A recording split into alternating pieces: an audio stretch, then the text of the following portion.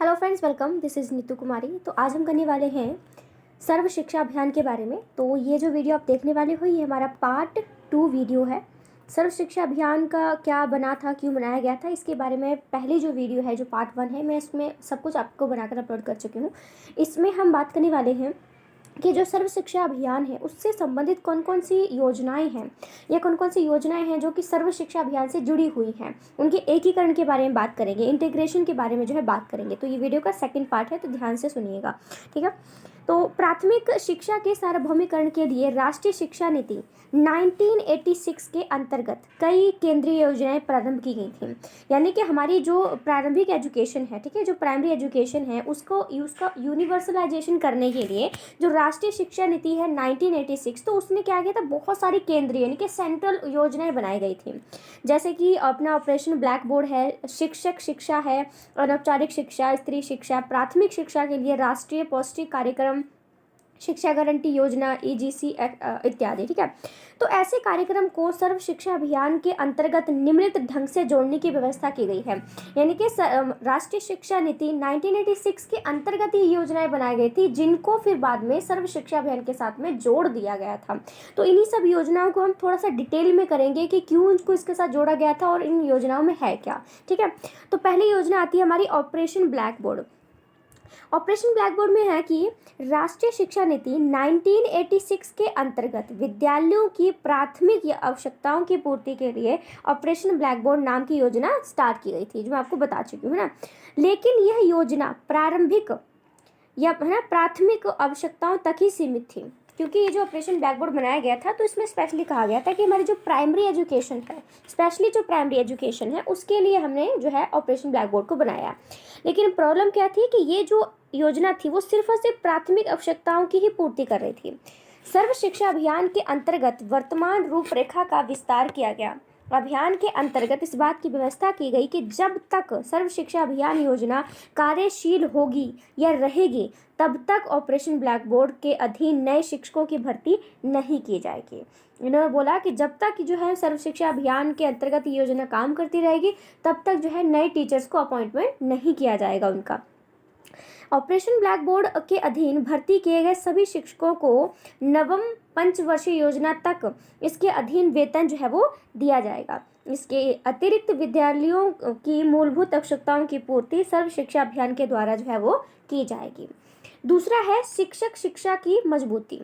शिक्षक शिक्षा का मतलब है कि अपना जो हमारा टीचर होते हैं ना उनको भी टीचर ट्रेनिंग, जैसे अपना डीएलएड कोर्स होता है, अपना बीएड कोर्स है, बीएड कोर्स है या डीएलएड कोर्स है, तो ये कुछ ऐसे होते हैं जो कि टीचर को, जो टीचर होते हैं उनको ट्रेनिंग देने के लिए होती हैं।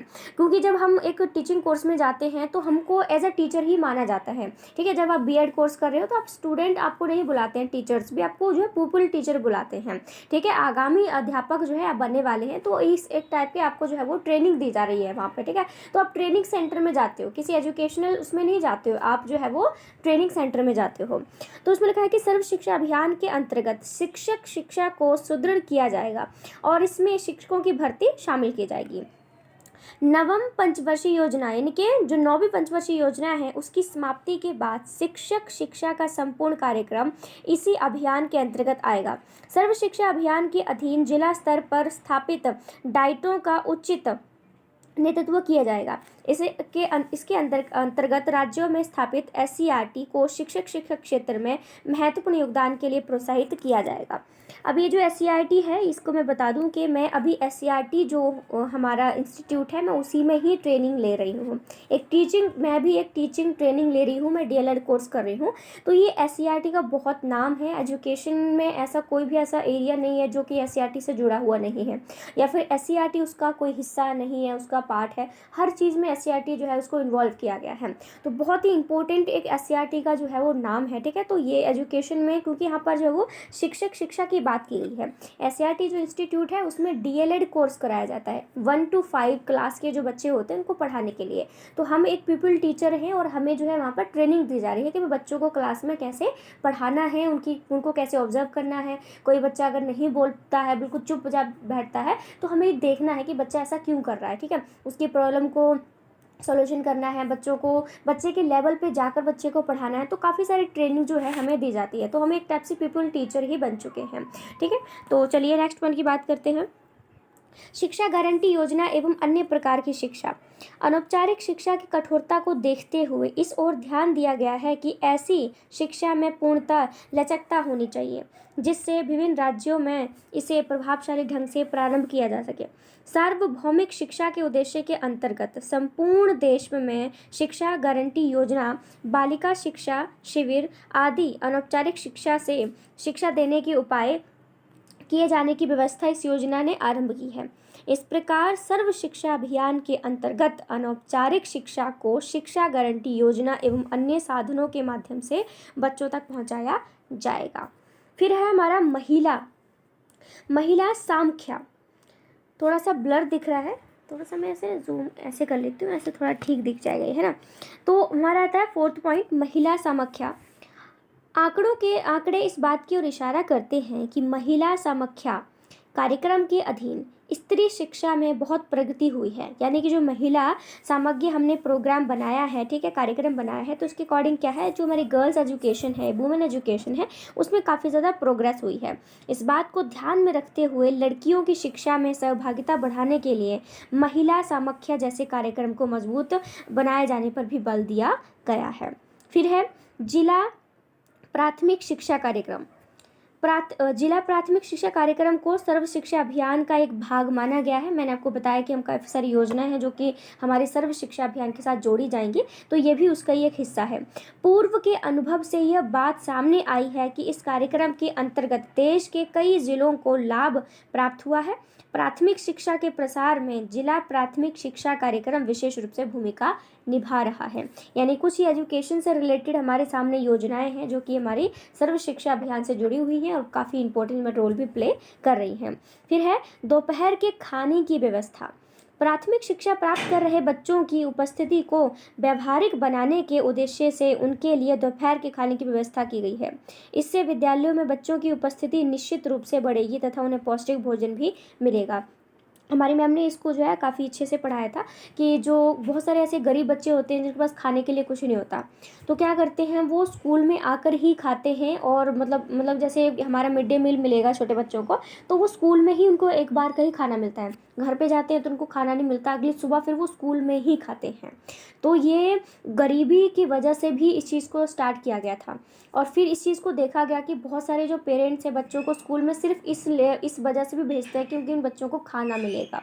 ठीक है, तो खाना जो है वो एजुकेशन से जोड़ कर रखा गया है कि अगर खाना स्कूल में मिलेगा तो पेरेंट्स बच्चों को भेज देते हैं, क्योंकि कई बार उनके पास खाना अपने बच्चों को खिलाने के लिए होता ही नहीं है।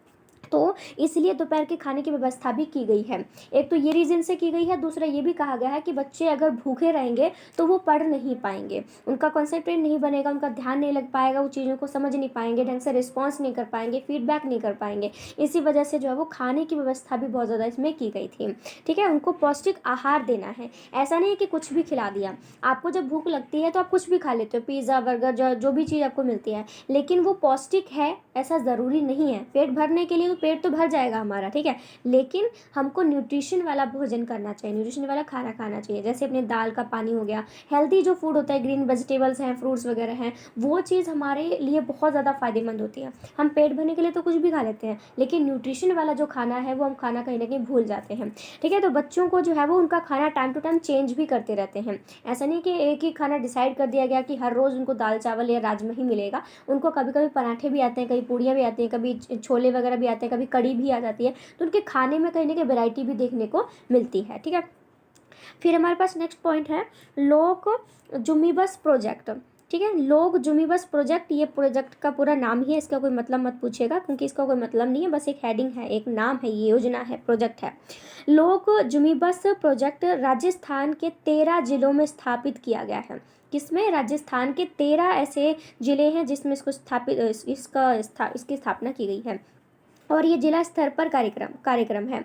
इस योजना या प्रोजेक्ट के मूल्यांकन पर यह बात सामने आई है कि इस योजना का राजस्थान के क्षेत्रों में सकारात्मक प्रभाव पड़ा है, यानी कि पॉजिटिव इन्फ्लुएंस उसका वहाँ देखने को मिला है। लड़की शिक्षा के क्षेत्र में ये योजना काफ़ी प्रभावशाली सिद्ध हुई है। ठीक है, क्योंकि ऐसा माना जाता है कि राजस्थान में बहुत सारी लड़कियां जिनको बाल विवाह कर दिया जाता है या ज़्यादा पढ़ने लिखने नहीं दिया जाता है। ठीक है, तो इसीलिए राजस्थान के 13 जो ज़िले हैं उसमें इस चीज़ को, प्रोजेक्ट को स्टार्ट किया गया है ताकि जो गर्ल एजुकेशन है, जो लड़कियों की शिक्षा है, उसको बढ़ोतरी उसमें की जा सके। ठीक है, ये हमारा जनशाला कार्यक्रम।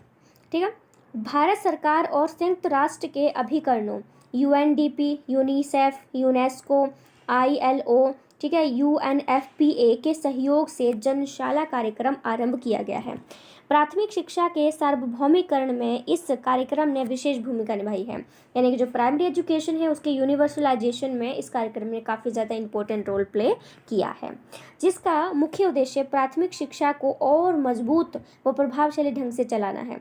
इसमें समाज के कमज़ोर वर्ग लड़कियों, अनुसूचित जाति जनजाति, पिछड़े वर्गों की शिक्षा पर विशेष ध्यान दिए जाने पर बल दिया गया है। ठीक है, स्पेशली जो कमज़ोर वर्ग होते हैं, कुछ ऐसे लोग होते हैं जिनके पास रोटी कपड़ा मकान जो हर किसी के पास होनी चाहिए वो नहीं हो, तो उनकी एजुकेशन को ध्यान दिया जाएगा कि वहाँ की जो लड़कियाँ यहाँ पढ़ना चाहती हैं तो उनको किया जाए। अनुसूचित जाति है, जनजाति है, यानी कि शेड्यूल ट्राइब है, कास्ट है, या फिर पिछड़े वर्ग जो अदर बैकवर्ड क्लासेस से रिलेटेड जो लोग होते हैं उनके ऊपर भी योजना विशेष रूप से ध्यान देती है। ठीक है, जिन जिलों में जनशाला कार्यक्रम क्रियाशील भूमिका निभा रहे हैं उन जिलों में यह सर्व शिक्षा अभियान में शामिल हो जाएगी। ठीक है, यानी कि अभी शामिल नहीं हुई है, हो जाएगी, क्योंकि इसमें अभी थोड़ा सा और इम्प्लीमेंट करने की ज़रूरत है, और जब ज़्यादा लोग इससे जुड़ जाएंगे तो फिर ये जो चीज़ है इस सर्व शिक्षा अभियान के साथ भी जुड़ जाएगी। ठीक है, तो ये कुछ हमारे कार्यक्रम थे जो कि हमारे सर्व शिक्षा अभियान के साथ में जुड़े हुए हैं, जो आपको पता भी होने चाहिए। आप चाहे सीटेट का एग्ज़ाम दोगे चाहे किसी और का एग्ज़ाम दोगे तो इस टाइप की जनरल नॉलेज भी आपसे कहीं ना कहीं थोड़ी सी पूछी जा सकती है। स्पेशली जो अपना सोशल स्टडीज़ का जो एक आ जाता है, या कहीं से भी जैसे अपना CDP में भी ये चीज़ पूछी जा सकती है, क्योंकि बच्चों की एजुकेशन से रिलेटेड ये चीज़ है, तो आपको ये चीज़ पता होनी चाहिए। ठीक है, तो अपना टॉपिक कवर हो चुका है। अगर आपको वीडियो अच्छी लगी हो तो मुझे जो है कमेंट करके बता सकते हैं। बाकी आपका दिल करे तो आप वीडियो को लाइक शेयर सब्सक्राइब जो भी आपका दिल करे तो आप कर सकते हैं। So thank you so much friends, thank you.